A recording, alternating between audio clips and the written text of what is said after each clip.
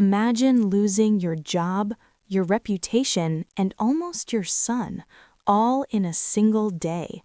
Now imagine turning all of that chaos into the start of something bigger. That's exactly where Landman Season 2 leaves us. Welcome back to the channel. Today we're breaking down the full story of Landman Season 2, Episode 10, Tragedy and Flies.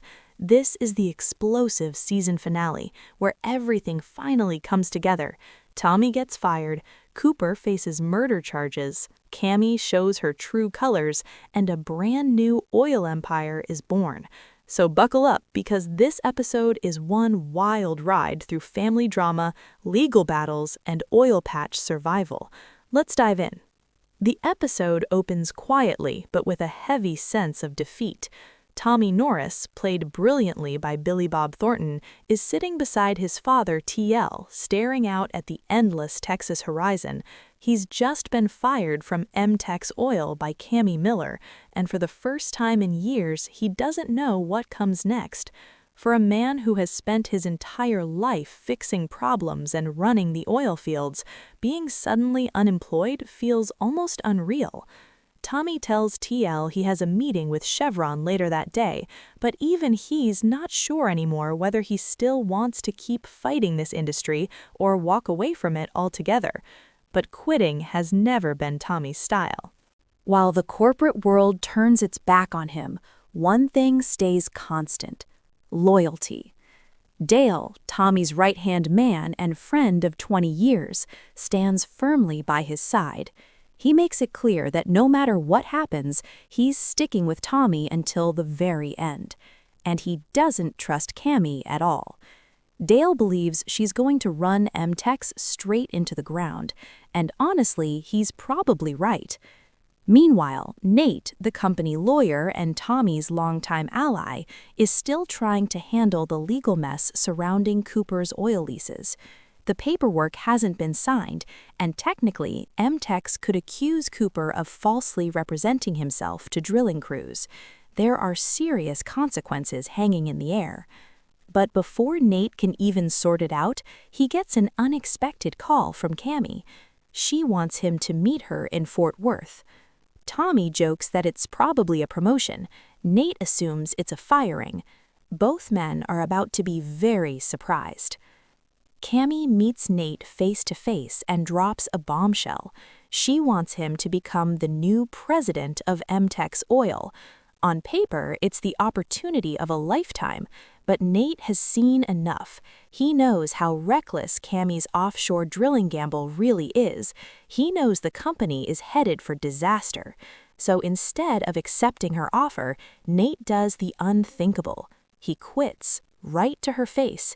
He tells Cami straight up, if she keeps running the company based on emotion instead of logic, it will collapse, and he wants no part of it. It's a powerful moment.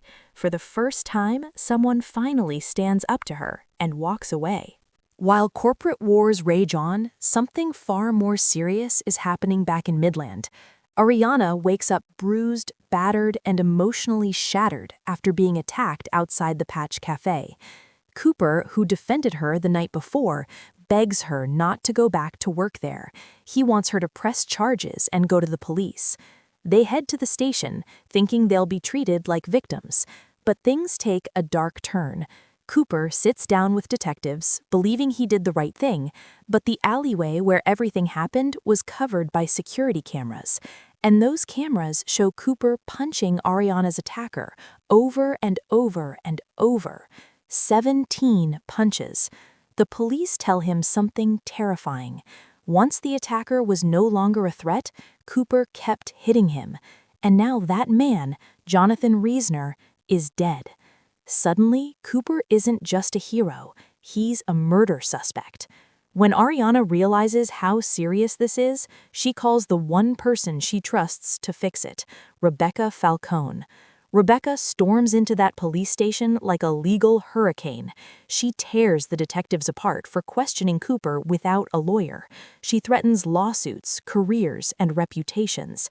This is Rebecca at her absolute best. Cold, ruthless, brilliant. And honestly, she saves Cooper's life. As soon as Tommy hears what's happening, he shifts straight into fixer mode. He calls in every favor he's built over decades: judges, attorneys, officials, anyone who owes him anything. This is the side of Tommy Norris we've seen all season, the man who can move mountains with a single phone call. But even he can't stop the fear gnawing at him. Meanwhile, Angela is out to lunch with Bella Morrell, the wife of Danny Morrell, Tommy's biggest rival. What starts as a friendly outing turns awkward when Bella casually mentions Tommy being fired. Angela had no idea. She explodes on the phone at Tommy, terrified that they're headed back to financial ruin like in their first marriage. But Tommy assures her he's already working on a new plan. At college, Ainsley faces her own reality check. Division I cheerleading is brutal, and she quickly realizes she's not as prepared as she thought. Her former roommate Pagan surprisingly steps in to help her, and the two girls finally put their differences aside. It's a small subplot, but an important one. Ainsley is finally maturing. With options running out, Tommy makes the most dangerous move of his career. He goes to Danny Morrell. Yes, that Danny Morrell, the cartel-connected businessman who tried to destroy him before. Tommy pitches him a deal: finance Cooper's oil wells and help start a brand new independent company. It's risky, it's humiliating, but it might be the only way forward. Danny agrees, but with a chilling warning: if you betray me, I'll take everything you love. Back at the police station, the case against Cooper suddenly collapses. The medical examiner reveals that Jonathan Resner didn't die from Cooper's punches at all. He died of a heart attack in the ER. Just like that, Cooper is cleared. No charges, no trial, it's over. And now we reach the heart of the finale. Tommy gathers everyone: Cooper, Ariana, Dale, Rebecca, Nate, TL, out in the middle of the oil field. Under the wide Texas sky, he makes a huge announcement. They're starting their own company, CTT Oil Exploration and Cattle, named after Cooper, Thomas TL, and Tommy. Cooper will be president, Tommy will be vice president, and 25% of all profits will be shared among employees. For the first time all season, there's real hope. The episode ends with Tommy and Angela watching the sunset together. Angela talks about life, tragedy, and survival. Tommy, exhausted but alive, finally allows himself a moment of peace. For now, because we all know the oil business never lets anyone rest for long. This finale delivered everything: high-stakes drama, emotional payoffs, corporate betrayal, family loyalty, and the perfect setup for Season 3. After a rocky middle season, Landman finishes strong, reminding us why this show works so well. Billy Bob Thornton absolutely carries the series, and the birth of CTT Oil sets up endless possibilities for the future. Will Tommy's new company survive?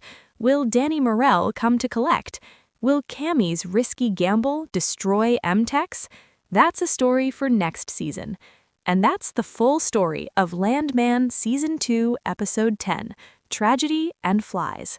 If you enjoyed this breakdown, make sure to like, subscribe, and hit the bell icon for more episode explanations like this. Until next time, stay sharp and keep drilling.